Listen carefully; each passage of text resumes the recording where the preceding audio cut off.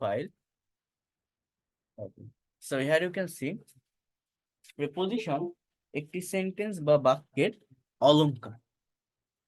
দেখেন অলংকার ইংরেজি কি বলেন তো? অর্নামেন্ট, তাই না? অলংকার যেমন একজন মানুষের সৌন্দর্য বাড়িয়ে দেয়, তেমনি বাক্যে প্রেপোজিশন ব্যবহারের মাধ্যমে বাক্যের অর্থের সৌন্দর্য বেড়ে যায়। প্রি শব্দের অর্থ পূর্বে এবং পজিশন শব্দের অর্থ হচ্ছে অবস্থান।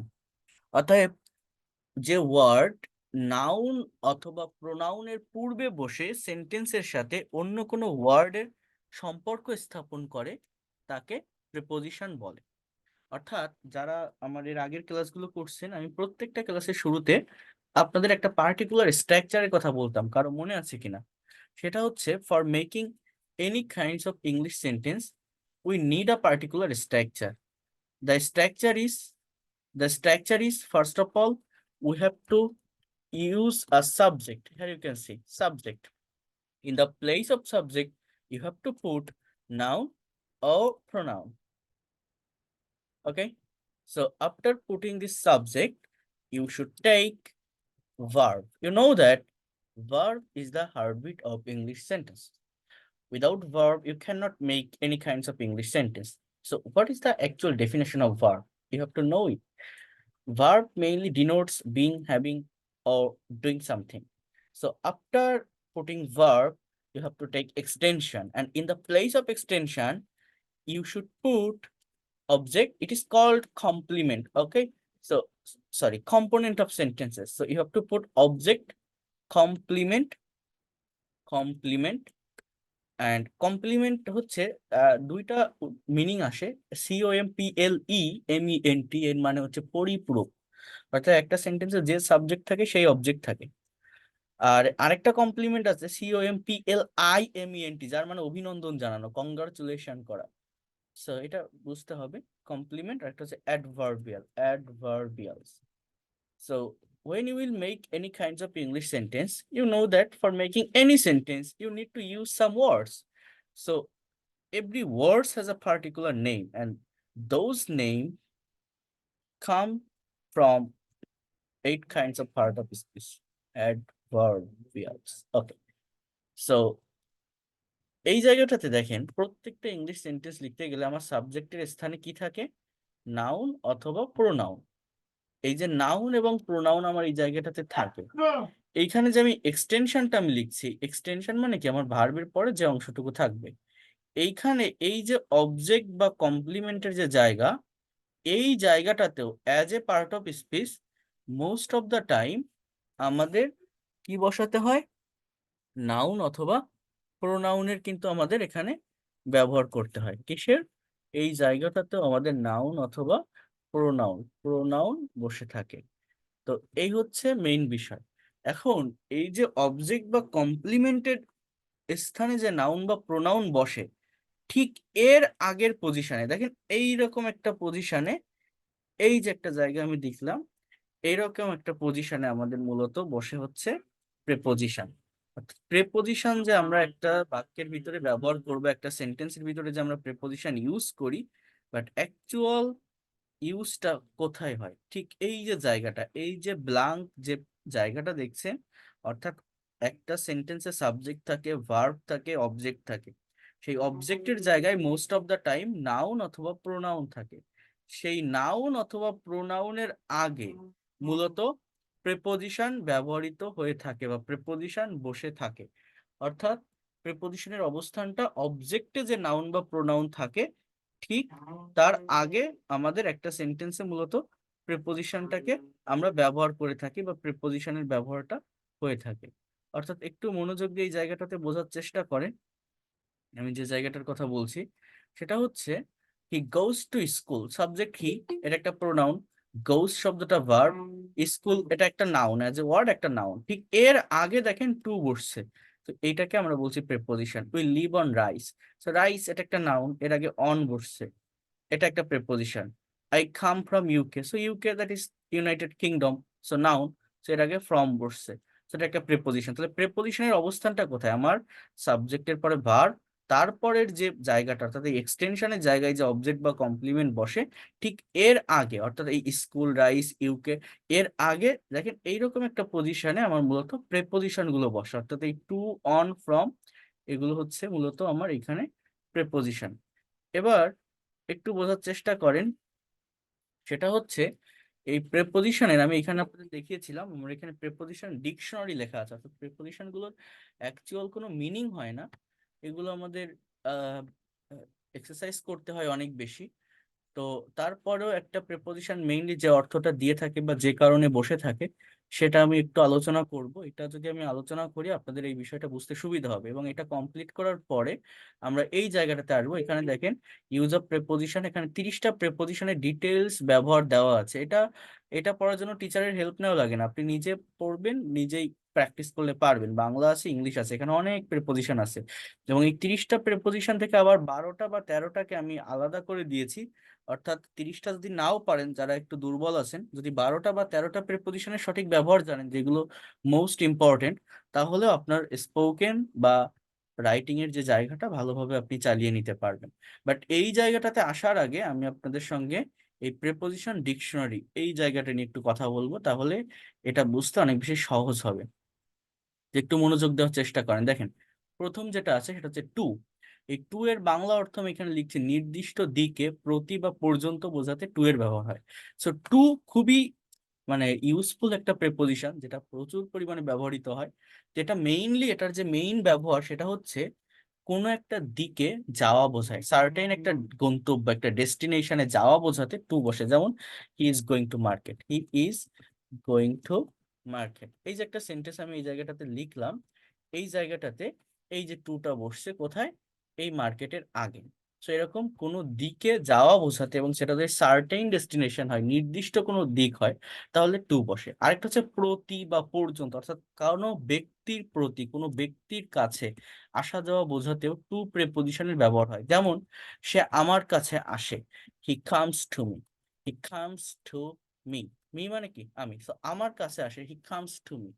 এই জায়গাটাতে আমার বুঝতে হবে, দেখেন এই যে টু যে প্রেপোজিশন কারো প্রতি বা পর্যন্ত বোঝাতে, দেখেন আমি একটা সেন্টেন্স লিখি, এটা কমন মিস্টেকের একটা অংশ, এটা বিসিএস বা ব্যাংক জবের এক্সামে এই কোশ্চেনটা এসে থাকে, এটা অনেকেই ভুল করে। মনে করেন আমি যদি এরকম একটা প্রেপোজিশন বসাই, WITH, এই উইথ শব্দটার বাংলা এই যে উইথ যে শব্দটা লিখলাম, এই শব্দটার বাংলা অর্থ কি আপনারা কেউ বলতে পারেন? এই যে উইথ, এই জায়গাটাতে যে শব্দটা লিখলাম WITH, এই শব্দটার বাংলা অর্থ কি বলেন তো, যে কোনো একজন? একসাথে সাথে সাথে, তাই না? তাহলে আমি যদি লিখি, আমি যদি বলি এটা সাথে বা বাই এর ব্যবহারটা যেভাবে হয় না দ্বারা দিয়ে, এই উইথ কিন্তু ওই মিনিংটাও দেয়। যেমন মনে করেন আমি যদি বলি সে আমার সাথে স্কুলে যায়, তাহলে হি, দেখেন কথাটা বুঝবেন, গোস to school, he goes to school with me, কথাটা একটু বুঝবেন। এখানে কিন্তু আমি উইথ এর ব্যবহার করতে পারি, তাই না? আবার দেখেন আমি যদি এই জায়গাটাতে বলি, কথাটা বুঝবেন, এই টু এবং উইথ এর একটা পার্থক্য আছে।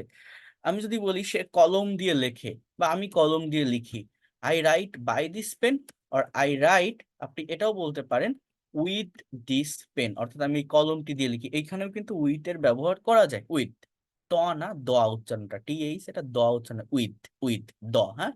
এখন মনে করেন আমি এরকম একটা সেন্টেন্স লিখবো যে সে তার শিক্ষককে বিয়ে করেছিল, আমার এরকম একটা বাংলা সেন্টেন্স। এটার ইংলিশ কি হবে? যেমন কি বললাম বাংলাটা, সে তার শিক্ষককে বিয়ে করেছিল। মনে করেন একটা মেয়ে তার শিক্ষককে বিয়ে করেছে। এখন আমি এই সেন্টেন্সটা এইভাবে লিখছি যে she married, MARRID, she married, past indefinite tense, marry বিয়ে করে একটা ভার্ব, তো পাস্ট ফর্ম নিলাম, she married with his, with her teacher, হ্যাঁ। তাহলে শি এর অবজেক্টিভ ফর্ম কি, হার, হিজ হবে না, her. She married with her teacher. আরেকটা সেন্টেন্স আমি লিখলাম, she, MARRID, she married to her teacher. এই দুইটা সেন্টেন্সের ভিতর আমার কারেক্ট কোনটা, she married with her teacher নাকি টু হার টিচার? এই সেন্টেন্সটার বাংলা অর্থ হচ্ছে যে সে তার শিক্ষকের সাথে বিয়ে করেছে, কথাটা বুঝবেন। সে তার শিক্ষকের সাথে বিয়ে করেছে, এখন টু হবে না উইথ হবে? মানে বাংলা অর্থটা হচ্ছে যে তার শিক্ষক তার হাজবেন্ড, ঠিক আছে?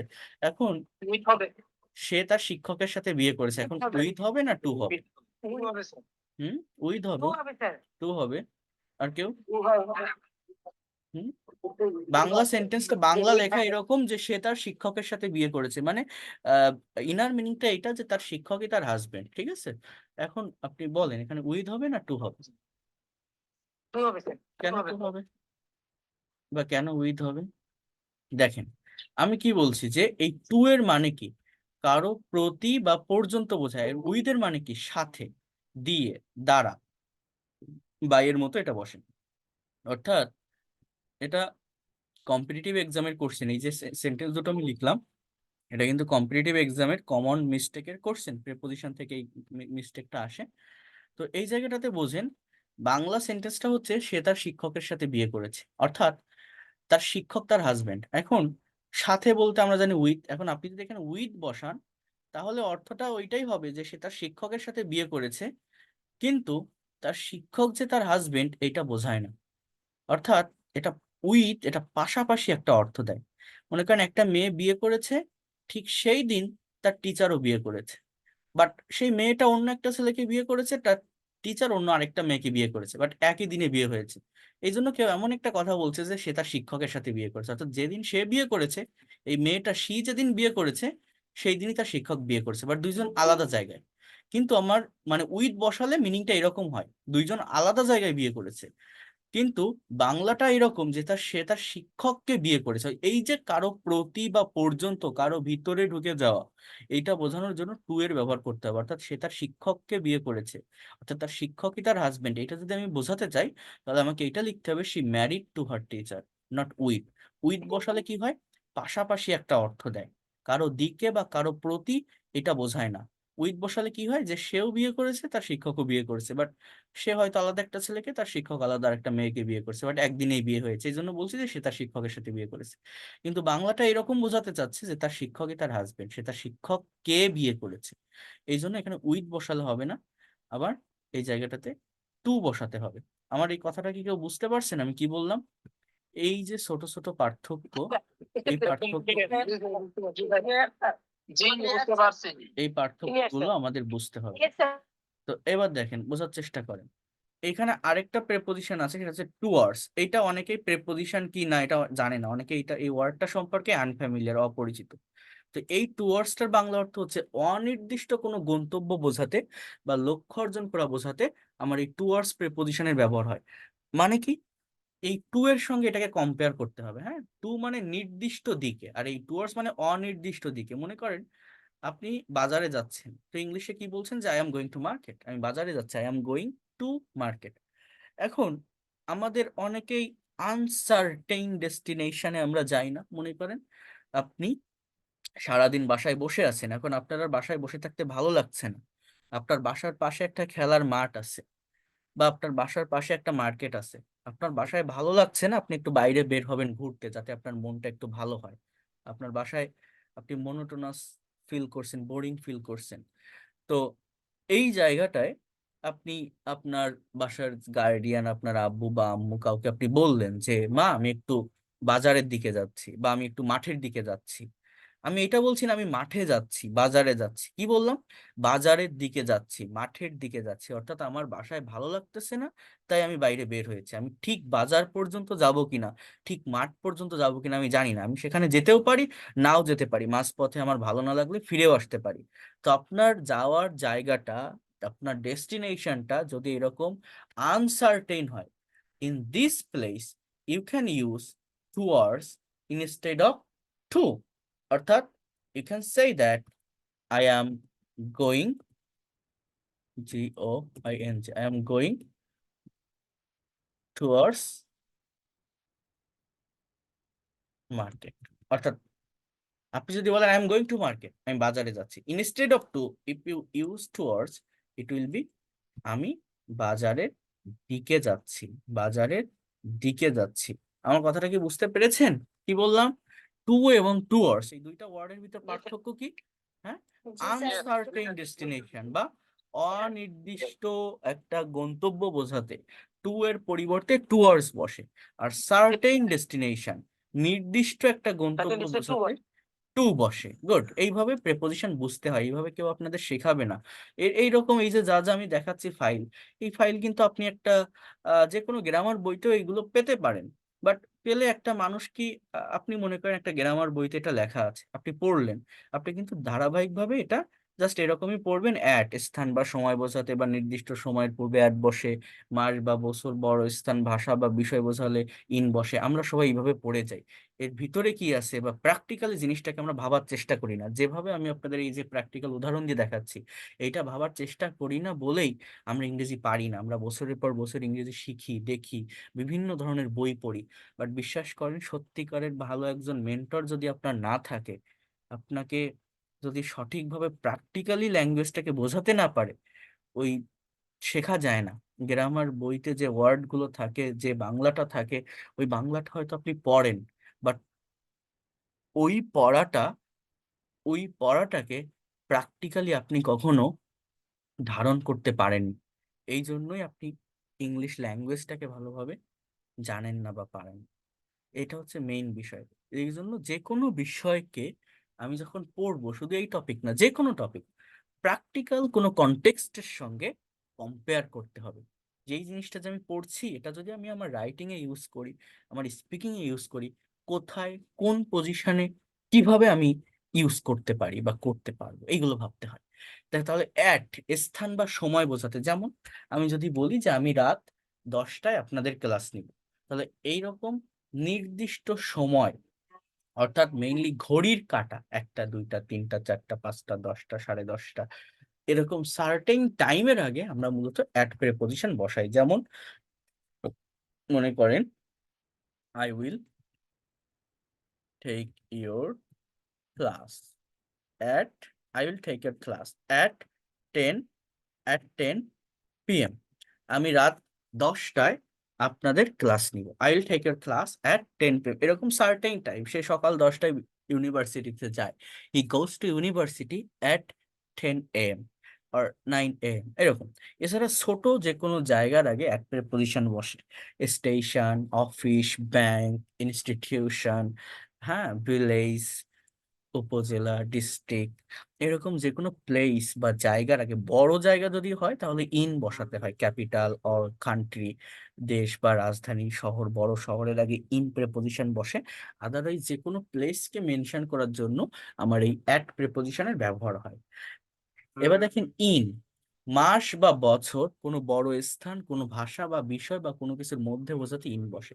প্রথম ব্যবহারটা হচ্ছে মাস বা বছর। যেমন মনে করেন আমি যদি বলি যে সে জানুয়ারি মাসে জন্মগ্রহণ করেছিল, তাহলে ইংলিশটা কি হবে, যে হি ওয়াজ বর্ন ইন জানুয়ারি, জানুয়ারি, সে জানুয়ারি মাসে জন্মগ্রহণ করেছিল। বা সে 1995 সালে জন্মগ্রহণ করেছিল, হি ওয়াজ বর্ন ইন 1995। এরকম মান্থ অর ইয়ার, কি বললাম, মাস বা বছর, মাস বা বছর, মান্থ অর ইয়ার, এর আগে আমার মূলত ইন প্রেপোজিশনের ব্যবহার হয়। এছাড়া ভাষা বা বিষয়, যেমন সে ইংরেজিতে অনার্স কমপ্লিট করেছে, তাহলে he has he has completed completed his honors, BA honors, in English. এরকম যে কোনো subject, in economics, in Bangla, যে কোনো সাবজেক্টের আগে আমার এই ইন প্রেপোজিশন বসে। ঠিক আছে। এরপর আপনি যে কলেজ থেকে পাশ করেছেন, from Dhaka college, from Eden Mohila college, from university of Dhaka, এরকম বলতে পারেন। এবং কেউ যদি প্রেজেন্টলি কোনো একটা জায়গায় পড়াশুনো করে, তাহলে he is studying BA honours or BBA or MBA or BSc, হ্যাঁ, দিয়ে আপনার সাবজেক্টের যে নামটা আপনি ইউজ করবেন, প্রত্যেকটা সাবজেক্ট কিছু কিছু প্রোগ্রামের আন্ডারে থাকে, এই প্রোগ্রামগুলো মেনশন করতে হয়। হ্যাঁ, যেটা বললাম, BSc, হ্যাঁ, LLB, বিবিএ, এমবিএ, এগুলো মেনশন করলে হয় কি, আপনি যখন বাইরের কোনো মানুষের সঙ্গে আপনার এডুকেশনাল কোয়ালিফিকেশনটাকে ডিসক্রাইব করবেন, সবগুলো দেশের এডুকেশন সিস্টেম বা লেভেল সমান না। তো বাইরের কোনো মানুষের সঙ্গে যখন আপনি ডিসক্রাইব করবেন, তখন যদি প্রোগ্রামের নামগুলো মেনশন করেন ভালোভাবে, তাহলে সে বুঝতে পারবে যে আপনি ঠিক কোন পজিশনে আসছেন। মনে করেন আপনি যদি বলেন আমি ঢাকা কলেজে ইংলিশ পড়ছি, so I am studying in English at Dhaka college. এখন আপনি ঢাকা কলেজে ইংলিশ অনার্স পড়ছেন না মাস্টার্স পড়ছেন নাকি ইন্টারে পড়ছেন, সে কি বুঝতে পারবে? পারবে না। ঢাকা কলেজে তো ইন্টারও আছে, অনার্সও আছে, মাস্টার্সও আছে, তবে সে তো বুঝতে পারবে না।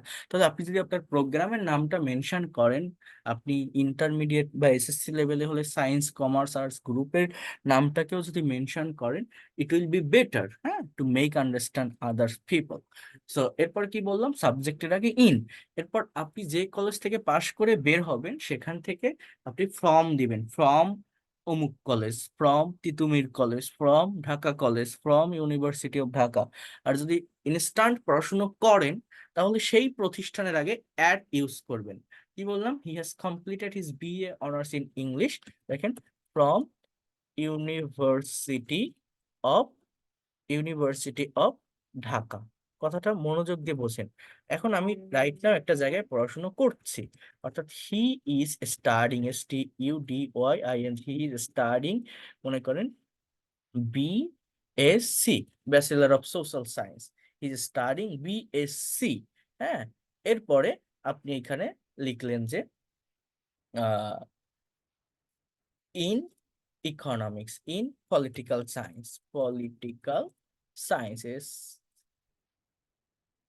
এরপর কি at university of Dhaka, university of Dhaka, অর্থাৎ সে ঢাকা বিশ্ববিদ্যালয় ইকোনমিক্স পলিটিক্যাল সায়েন্সে বিএসসি করছে। তাহলে সাবজেক্টের আগে ইন দিলাম, আমার কলেজ বা প্রতিষ্ঠানের আগে অ্যাট ইউজ করলাম। যদি আমি ইনস্ট্যান্টলি পড়ি, যে কোনো ইনস্টিটিউশন, ব্যাংক, অফিস, আদালতের আগে অ্যাট ইউজ করতে হয়। আর আপনি যদি পড়াশোনা কমপ্লিট করেন, তাহলে ওই সাবজেক্টের আগে ইন বসাবেন, এবং আপনার সেই কলেজ বা প্রতিষ্ঠান বা ইনস্টিটিউশনের আগে ফ্রম বসাবেন। আমরা অনেকেই আছি যারা এই এডুকেশনাল কোয়ালিফিকেশন আমাদের, এটাকে ইংলিশে ডেসক্রাইব করতে পারি না সঠিকভাবে। তো সঠিকভাবে ডেসক্রাইব করা শিখতে হবে। আমরা অনেকেই অনেকেই দেখবেন বলে, ভালো ইংলিশ পারে, তারপরে বলে I am studying department of English, university of Comilla. But না, এভাবে না, সঠিকভাবে বলতে হবে। হ্যাঁ, সাবজেক্টের আগে ইন, আর আমার প্রতিষ্ঠানের আগে এই, যদি আমি পাশ করে বের হয়ে যাই তাহলে ফ্রম, আর যদি আমি ইনস্ট্যান্ট পড়াশোনা করতে থাকি তাহলে তার আগে অ্যাট ইউজ করতে হবে। এরপর দেখেন অ্যাবাউট মানে সম্পর্কে, বিটুইন মানে দুইজন ব্যক্তির মধ্যে বোঝাতে ব্যবহৃত হয়। যেমন আপেলটা রহিম এবং করিমের মধ্যে ভাগ করে দাও, divide the apple between Rahim and Karim. এমন দুইয়ের অধিক ব্যক্তির মধ্যে বোঝাতে এমন ব্যবহৃত হয়, যেমন divide the apple আমং Rahim Karim and Jasim, among Rahim Karim and Jasim. Against মানে বিরুদ্ধে, অ্যাক্রস মানে অতিক্রম, আফটার মানে পরে, বিফোর মানে আগে। হ্যাঁ, এগুলো এক কথায় উত্তর হয়ে যায়, এই জন্য খুব বেশি আলোচনা করছি না এগুলো নিয়ে, আপনারা নিজেরা পড়লেই পারবেন। এখন দেখেন এখানে আরেকটা প্রেপোজিশন আছে অন। স্থির বস্তুকে স্পর্শ করে বোঝাতে অনের ব্যবহার হয়। এছাড়া কোনো বার বা তারিখের পূর্বে অন বসে, অর্থাৎ একটা প্রেপোজিশনের কিন্তু প্রচুর ব্যবহার আছে। বাট আমাদের একটু যদি আলাদা করে আমরা দেখি, বা আপনাদের একটু আলাদাভাবে দেখতে হবে, তাহলে এই বিষয়গুলো বুঝতে অনেক বেশি সুবিধা হবে। যেমন অন মানে আমরা কি জানি? আমরা জানি যে অন মানে উপরে, মানে সোজা বাংলায় অন মানে কি, উপরে। বাট অনের মেইন ব্যবহারটা এখানে দেখছি যে কোনো বার বা তারিখের পূর্বে, অর্থাৎ এই যে সময়কে মেনশন করার জন্য আমাদের এই ইংলিশে টাইম রিলেটেড প্রেপোজিশন হচ্ছে তিনটা। কথাটা বুঝবেন, শুধুমাত্র টাইমকে বা সময়কে মেনশন করার জন্য আমার তিনটা প্রেপোজিশন বসে। সেটা হচ্ছে দেখেন, time related, time related preposition. এই টাইম রিলেটেড প্রেপোজিশন গুলো কি কি? সেটা হচ্ছে অ্যাট, ইন, আরেকটা হচ্ছে এই অন। কোনটা কোথায় বসে? সার্টেইন টাইমের আগে অ্যাট বসে। যেমন কি বললাম, সে সকাল 9টায় বিশ্ববিদ্যালয়ে যায় বা কলেজে যায়, he goes to college, he goes to college at 9 AM। এরকম সার্টেইন টাইমের আগে অ্যাট বসে। ইন মাস বা বছরের আগে, যেমন আমি যদি বলি আমি একটা সেন্টেন্স আপনাদেরকে বলছিলাম, আপনারা যারা ফ্রি ক্লাসে ছিলেন তাদের হয়তো মনে থাকার কথা। 1952 সালে ভাষা আন্দোলন সংগঠিত হয়েছিল। এই কথাটার ইংলিশ কি? অনেকে এই ধরনের প্যাসিভ সেন্টেন্স ইংলিশ করতে পারে না। এই দেখেন, ল্যাঙ্গুয়েজ মুভমেন্ট, সাবজেক্ট হচ্ছে language movement, Aja organised, organised language movement Aja organised in 1952। এরকম সাল, যে কোনো ইয়ার, ওই যে বলছিলাম না সে 1995 সালে জন্মগ্রহণ করেছিল, সাল এর আগে ইন বসে। এছাড়াও আমি যদি বলি ফেব্রুয়ারি মাসে আন্তর্জাতিক মাতৃভাষা দিবস পালন করা হয়, কথাটা বুঝবেন। ফেব্রুয়ারি মাসে আন্তর্জাতিক মাতৃভাষা দিবস পালন করা হয়, ইন্টারন্যাশনাল মাদার ল্যাঙ্গুয়েজ ডে।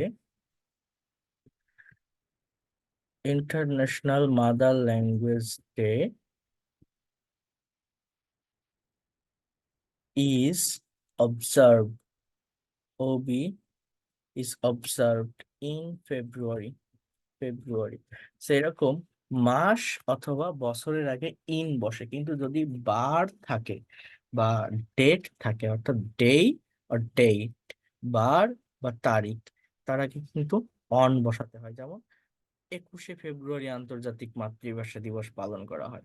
তাহলে international mother language day is observe on 21st February, on 21st February. International Mother Language Day is observed on 21st February. So here you can see before on you have to use, sorry, before date you have to use on. এছাড়া আমি যদি বলি সে আগামী সোমবার আমার কাছে আসবে, সে আগামী সোমবার আমার কাছে আসবে, he will come to me on Monday. On, আপনি এটাও বলতে পারেন নেক্সট মানডে।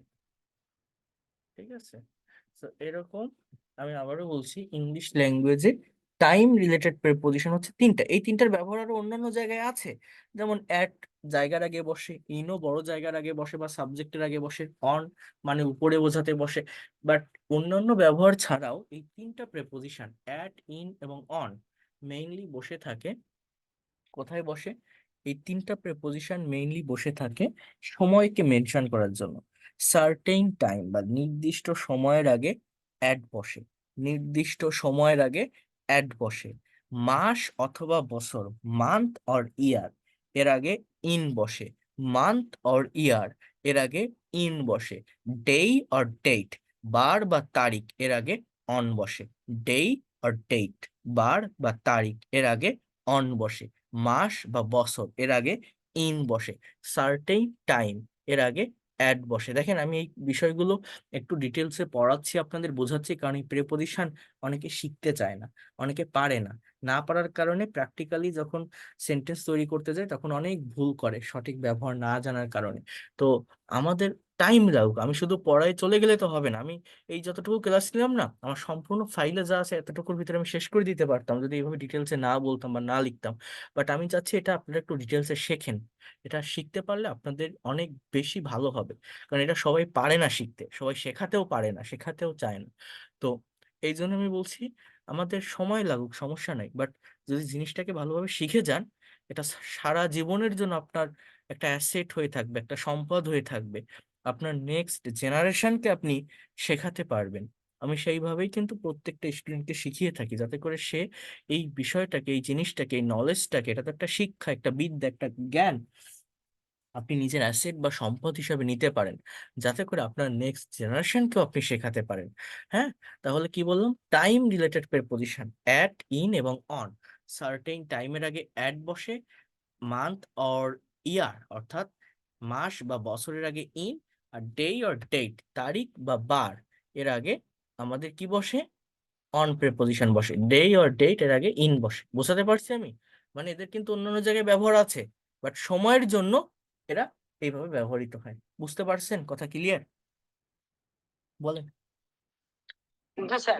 বলেন বলেন বলেন, তো এর থেকে ভালো করে আর বোঝানো যায় না, বুঝতে পারছি। বুঝতে হবে না ভালোভাবে। স্যার, জি স্যার বুঝতে পারছি স্যার।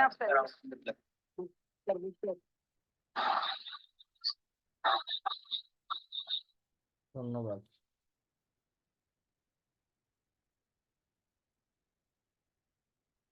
তাহলে আমরা আর একটু সামনের দিকে আসি, হ্যাঁ।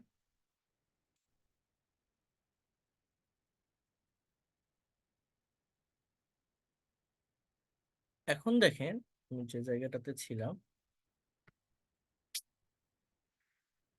এখন একটু বোঝার চেষ্টা করেন আরেকটা জায়গা, সেটা হচ্ছে এই অন মানে আমরা কি জানি সোজা বাংলায় বুঝেন, অন মানে কি উপরে। এখানে দেখেন আরেকটা প্রেপোজিশন আছে অ্যাবোভ, এই অ্যাবোভের বাংলা অর্থ উপর। এখানে আরেকটা প্রেপোজিশন আছে ওভার, ওভার এর মানে উপরে। এই যে তিনটা প্রেপোজিশন, এই তিনটাকে একসঙ্গে কম্পেয়ার করতে হবে, অন, অ্যাবোভ অ্যান্ড ওভার। এই তিনটা প্রেপোজিশনের বাংলা অর্থ হচ্ছে উপরে। কথাটা কিন্তু মনোযোগ দিয়ে বোঝেন, এটাও আমাদের বিভিন্ন কম্পিটিটিভ এক্সামের পরীক্ষায় এসে থাকে। On, above and over. On মানে উপরে, অ্যাবোভ মানে উপরে, ওভার মানে উপরে, but there R some difference. পার্থক্যটা হচ্ছে স্থির বস্তুকে স্পর্শ করে উপরে বোঝাতে অন বসে। যেমন আমি আপনাদের ক্লাস নিচ্ছি, I am taking your class right now. আমার টেবিলের উপর একটা ল্যাপটপ আছে, আমার টেবিলটা অবজেক্ট, এই টেবিলটাকে স্পর্শ করে ল্যাপটা তার উপরে আছে, তো এই জায়গাটাতে, বা আমার টেবিলের উপর একটা পানির বোতল আছে, একটা মাউস আছে, তো এই জায়গাটাতে আমি অনের ব্যবহার করব। The laptop is on my table, the mouse is on my table, the bottle of water is on my table. অর্থাৎ টেবিলটাকে স্পর্শ করে, অবজেক্টকে স্পর্শ করে যদি কোনো কিছু উপরে থাকে তাহলে অন বসবে। অ্যাবভ মানে উপরে, বাট এই জায়গাটা হচ্ছে স্থির বস্তু স্পর্শ না করে উপরে বোঝাতে অ্যাবভ বসে। মনে করেন আমার মাথার উপর একটা কারেন্টের বাল্ব আছে, একটা লাইট আছে। কোথায় আছে? আমার মাথার উপর। এখানে আমি কম্পেয়ার করছি কার সাথে? আমার মাথার সাথে। এখন ওই লাইট ঠিক আমার মাথার সোজা উপরে আছে, বা একটা সিলিং ফ্যান আছে আমার মাথার উপর। এখন ওই লাইট বা সিলিং ফ্যান কিন্তু একটা নির্দিষ্ট জায়গায় আছে, যদিও ফ্যান ঘোরে বাট দৌড়ায় না, একটা জায়গাতেই থাকে। তো এইটা আমার মাথার সঙ্গে কিন্তু টাচ করে নেই, মাথার সোজা উপরে আছে, অনেকটা separate position. So I can say that the light is above my head. কার সাথে কম্পেয়ার করছে? আমার মাথার সঙ্গে। লাইট যদি আমার মাথার সঙ্গে টাচ করে থাকতো তাহলে আমি এখানে অন বলতাম, বাট মাথার সঙ্গে টাচ করে নেই, আমার মাথার সোজা উপরে দেয়ালে লাগানো আছে লাইটটা। So the light is above my head, the ceiling fan is above my head. এখানে অ্যাবভ এর ব্যবহার হয়, অর্থাৎ জায়গায় থাকে, একটা নির্দিষ্ট জায়গায় থাকে, বাট অবজেক্টকে স্পর্শ না করে উপরে থাকে। আর একটা হচ্ছে ওভার, এর মানে উপরে, বাট এটা অবজেক্টকে স্পর্শ না করে উপরে চলমান থাকবে। চলমান থাকবে মানে কি বোঝেন? এর মানে হচ্ছে আপনারা ক্রিকেট খেলা যদি দেখে থাকেন, আমি জানি না আপনারা লিসনিং করেন কিনা ইংলিশ। ক্রিকেট খেলায় দেখবেন যখন কমেন্ট্রি হয় বা বিভিন্ন ক্রিকেটের গেম পাওয়া যায়, সেট আপ করার যে গেমগুলো আছে, ওইখানে দেখবেন একটা ব্যাটসম্যান যদি সিক্স মারে, ছয় যদি হয়, কমেন্ট্রিতে বলে দেখবেন lofted six over the boundary. এইভাবে দেখবেন কমেন্ট্রি করে, যে যে কোনো জায়গায় আপনি ধারাভাষ্য দেখলে এগুলো শুনতে হয়, ধারাভাষ্য এখান থেকে অনেক ডেভেলপ করা যায়। তো এই যে over the boundary, lofted six, এর মানে কি? একটা ব্যাটসম্যান যখন বলে হিট করে, বলটা গ্রাউন্ডের উপর দিয়ে, অর্থাৎ গ্রাউন্ডকে টাচ না করে তার উপর দিয়ে একটা গতিশীল অবস্থায় গ্যালারিতে গিয়ে পড়ে। তো এই জায়গাটা, অর্থাৎ ওই গ্রাউন্ডকে টাচ না করে বলটা যে উপর দিয়ে দৌড়াচ্ছে, এই জায়গাটাতে মূলত ওভারের ব্যবহার হয়, হ্যাঁ। অর্থাৎ প্লেনটা মাটির উপর দিয়ে উড়ে যাচ্ছে, the plane is going over the land. পাখিগুলো গাছের উপর দিয়ে উঠছে, মনে করেন একটা গাছ, তার উপর দিয়ে গাছকে স্পর্শ না করে কিছু পাখি উড়ে চলে যাচ্ছে। ইংলিশটা কি হবে? The birds are flying over the tree. অর্থাৎ আবারও বলছি, অন, অ্যাবোভ অ্যান্ড ওভার তিনটা প্রেপোজিশনের বাংলা অর্থ হচ্ছে উপরে। অন মানে উপরে, অ্যাবোভ মানে উপরে, ওভার মানে উপরে। পার্থক্যটা কি? স্থির বস্তুকে স্পর্শ করে যদি উপরে কোনো কিছু থাকে, যেমন the laptop is on my table, এখানে অনের ব্যবহার। অবজেক্টকে স্পর্শ না করে উপরে স্থির অবস্থায় কিছু থাকলে above, the light is above my head. অবজেক্টকে স্পর্শ না করে উপরে চলমান অবস্থায় থাকলে over, the plane is going over the land, the birds are flying over the tree. Okay, so have you understood the difference among on, above and over? বুঝতে পারছেন? Yes, sir. Yes, হ্যাঁ, sir. Yes, sir. ভালো লাগতেছে? Yes, sir. Class ভালো লাগতেছে? শিখতে পারছেন কিছু? খুবই খুবই ভালো লাগতেছে, খুবই ইন্টারেস্টিং। হ্যাঁ ঠিক আছে, হ্যাঁ, খুবই বুঝতেছি আমরা। ধন্যবাদ। ভালোভাবে বোঝার চেষ্টা করেন। প্রিপোজিশন ভালোভাবে নিতে হবে। প্রিপোজিশন ভালোভাবে না বুঝলে কখনোই ল্যাঙ্গুয়েজটাকে ডেভেলপ করতে পারবেন না। এটা এটা অনেকেই জানে না যে এই যে যে ফাইলটা যে ফাইলটা আমি আপনাদের পড়াচ্ছি এটা যে কতটা ইম্পর্টেন্ট, এটা যে প্র্যাকটিক্যাল ল্যাঙ্গুয়েজের জন্য কতটা গুরুত্বপূর্ণ, এই জিনিসটাই অনেকে বোঝে না।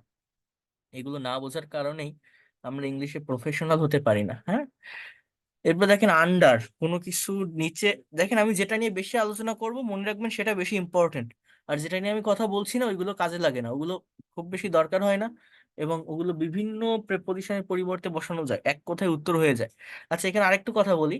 এই ওভারের আরো কিছু ব্যবহার আছে, সেটা হচ্ছে সমগ্র অর্থে, কর্তৃত্ব আরোপ অর্থে, বা বিপরীত বা অন্য পাশে বোঝাতে। এটা একটা পাওয়ারফুল প্রেপোজিশন। ইন, ওভার, এগুলো খুবই পাওয়ারফুল প্রেপোজিশন। যেমন আমি সারা বিশ্ব ভ্রমণ করব, ইংলিশ কি হবে? I will travel all over the world. কি এরকম বলি না আমরা? I will travel all over the world, অর্থাৎ এই যে সমগ্র অর্থে সারা বিশ্ব ভ্রমণ করব, এই অর্থে ওভার বসে।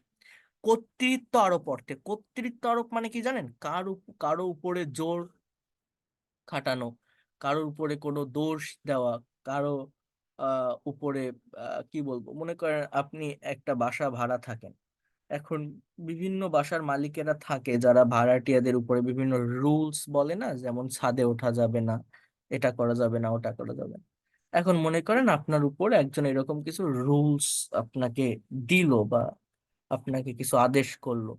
So you can say that he imposed many rules over me. Imposed মানে আরোপ করা, IMPOSED, imposed, he imposed many rules over me. Over me মানে কি? আমার উপর সে অনেক নিয়ম জারি করেছে।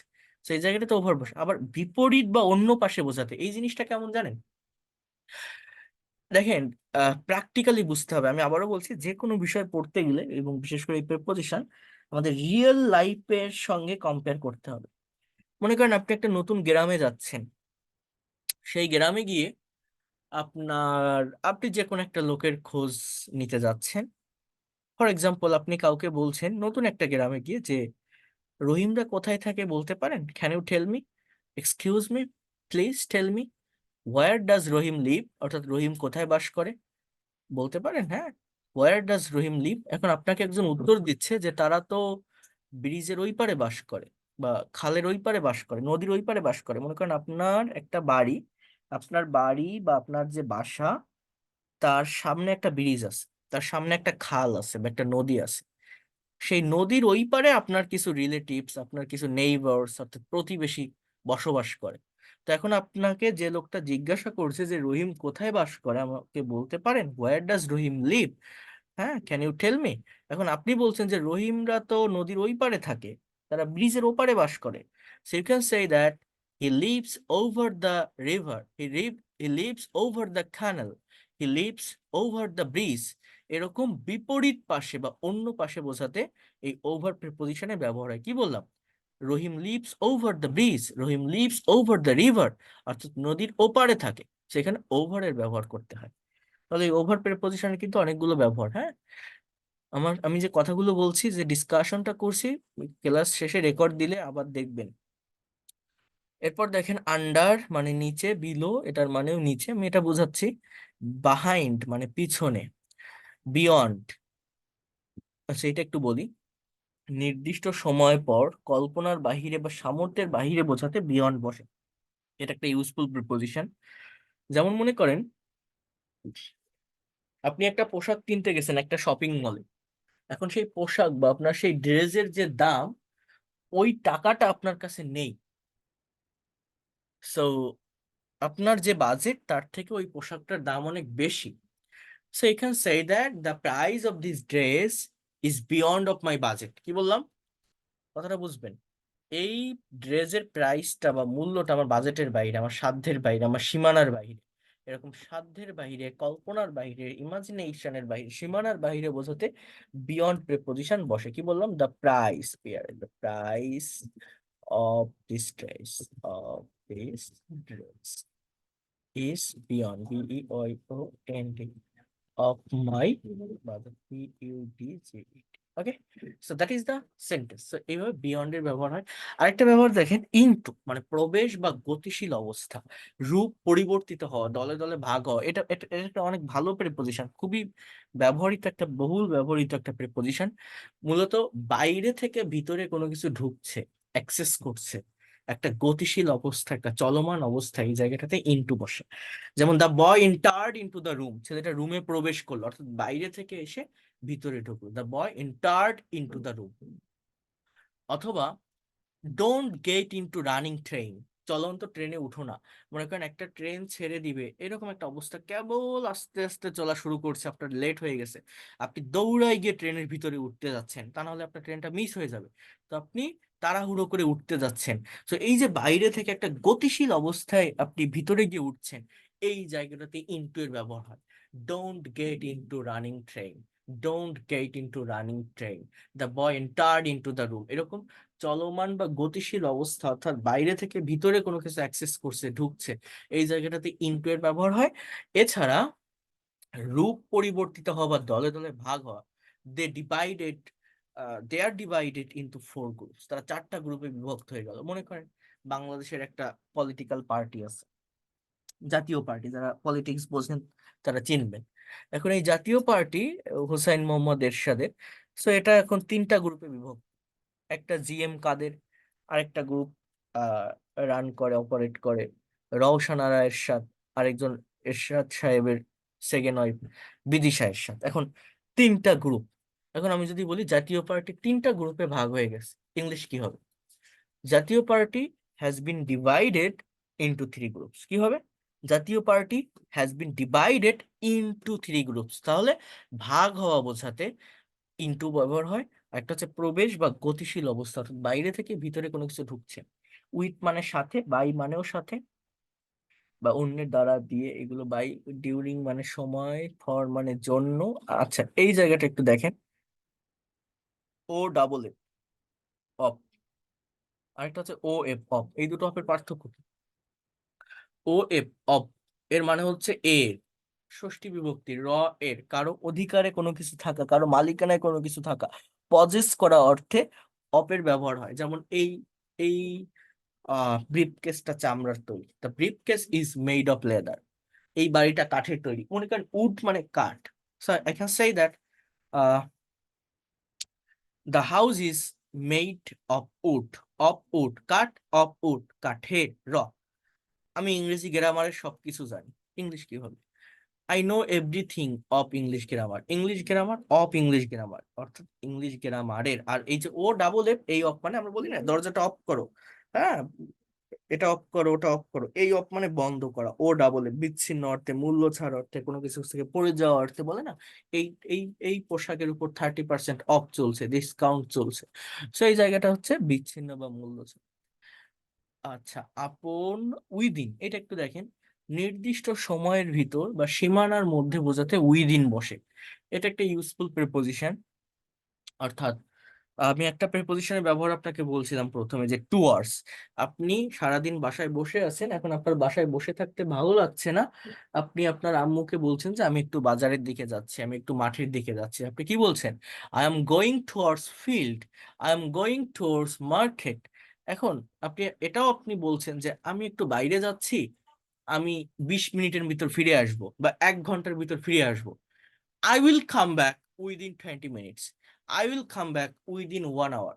সেরকম সার্টেইন টাইমের ভিতরে কোনো কিছু করা, এটা বোঝানোর জন্য মূলত উইদিন প্রেপোজিশনের ব্যবহার হয়। কি বললাম?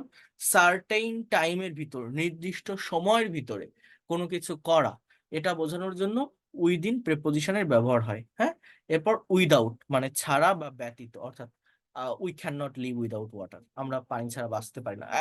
As well as fish can not live without water, মাছ পানি ছাড়া বাঁচতে পারে না। সো এইভাবে উইদাউট এর ব্যবহার হয়, ফ্রম মানে হতে বা থেকে, এগুলো আপনারা পারবেন। তাহলে এই যে আলোচনাটুকু আমি করলাম, এইটা পারলে আপনারা আরেকবার রিভাইজ দিবেন।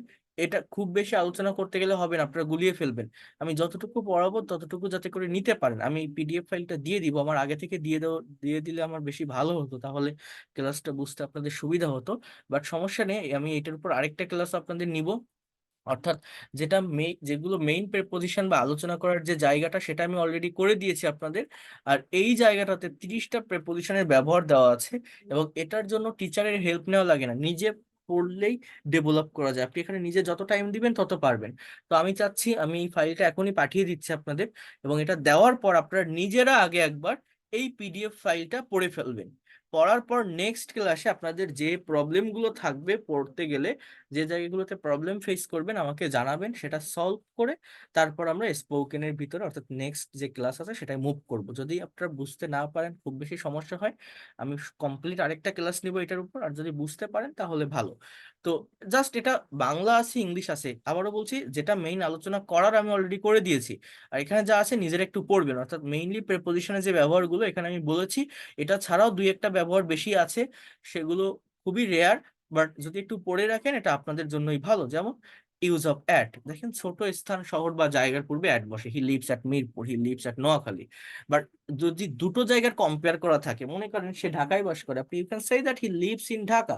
বাট যদি দুটো জায়গার কম্পেয়ার করা থাকে, যে সে বাংলাদেশের ঢাকায় থাকে, হ্যাঁ, তাহলে he lives at Dhaka in Bangladesh. অর্থাৎ দুটো জায়গায় কম্পেয়ার করা থাকলে বড় জায়গার আগে ইন, ছোট জায়গার আগে অ্যাট বসাতে হয়। এরপর বললাম যে নির্দিষ্ট সময়ের আগে, এগুলো কিন্তু আমি অলরেডি ডিসক্রাইব করেছি। যে I go to school at 9 AM, certain টাইমের আগে অ্যাট বসে। He goes to university at 10 AM, দূরত্ব বোঝাতে অ্যাট বসে। এইটা একটু নতুন, দেখেন তিনটা।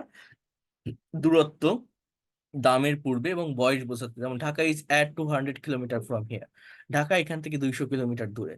হ্যাঁ, পটেটো সেলস অ্যাট 50 টাকা পার কেজি, আলু প্রতি কেজি 50 টাকায় বিক্রি হয়।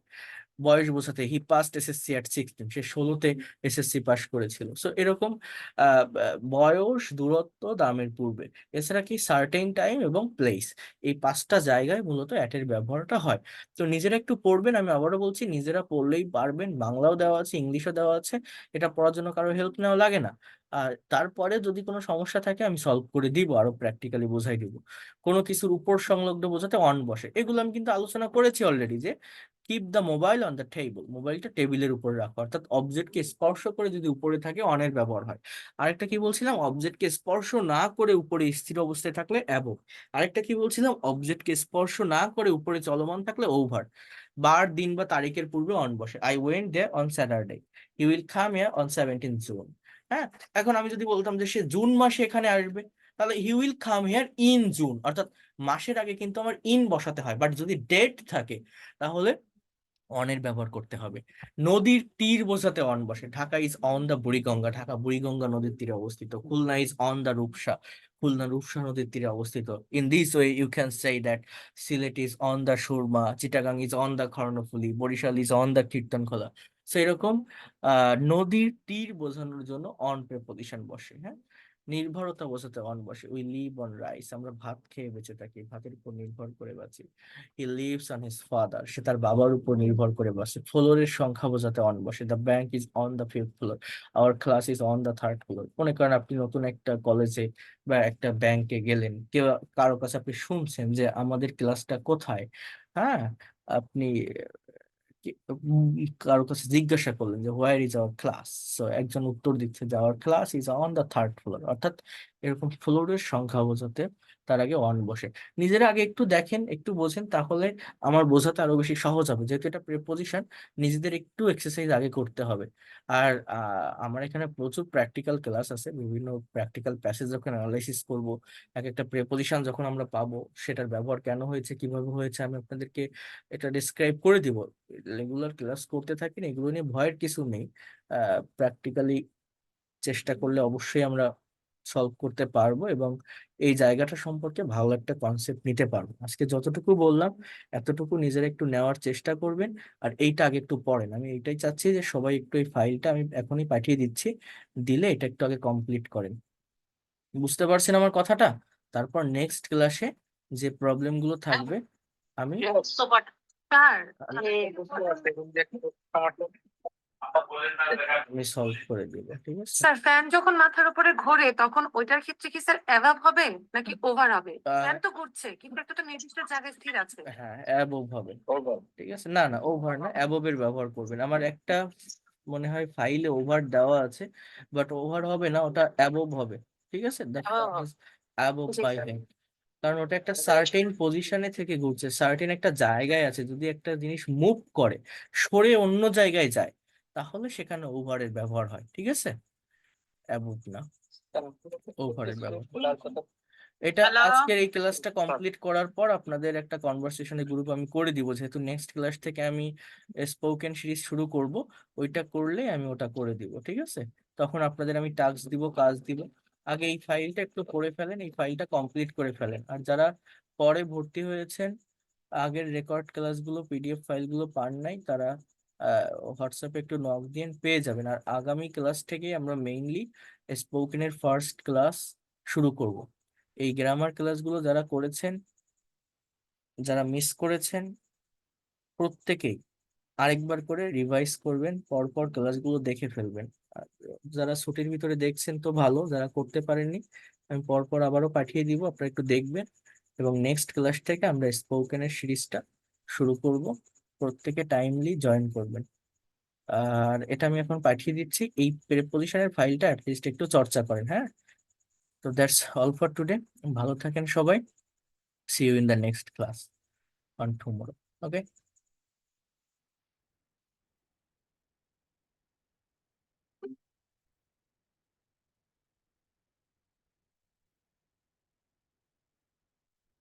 পুরাতন ব্যাচ